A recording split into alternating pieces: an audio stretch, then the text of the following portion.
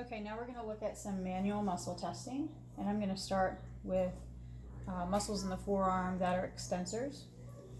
So the first muscle we're going to look at is the extensor carpi ulnaris. You're going to have the patient seated, their forearm is fully pronated, usually to be resting and supported on the table. Digits are going to be relaxed. So what you're going to have the patient do, and you can help them get into this position, is you're going to have them extend their wrist towards the ulnar side, which is going to really activate that extensor carpi ulnaris. And what you're going to do is apply pressure along the fifth digit, have them hold this position, and you're going to be resisting into flexion and radial deviation. Okay?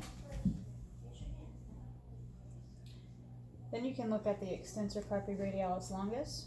So they're going to be in the same position. Their forearm is going to be fully pronated with only about 30 or so degrees of flexion at the elbow. So I'm going to come out just a little bit further. There we go.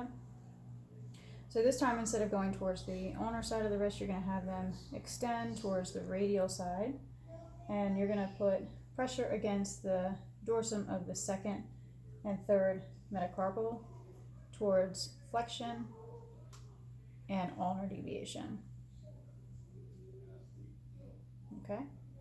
Now, if you want to test the extensor carpi radialis brevis, the only difference in how you do this test is instead of having their elbow extended more at a 30-degree angle, now to take away the overpowering of the longus, you're going to have them flex their elbow pretty deeply.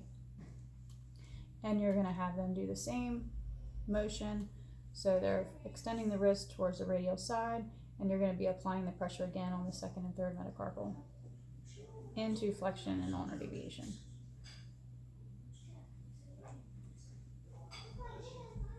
Now let's take a look at the extensor digitorum communis, the EDC. So what that muscle does is it extends the MP joints. Okay, so what you're going to have them do is kind of come up into this like hook fist, okay?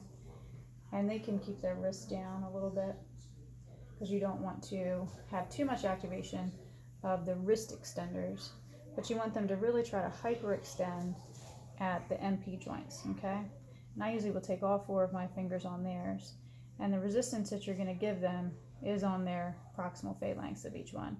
And you can see the tendons popping out here along the back of the wrist.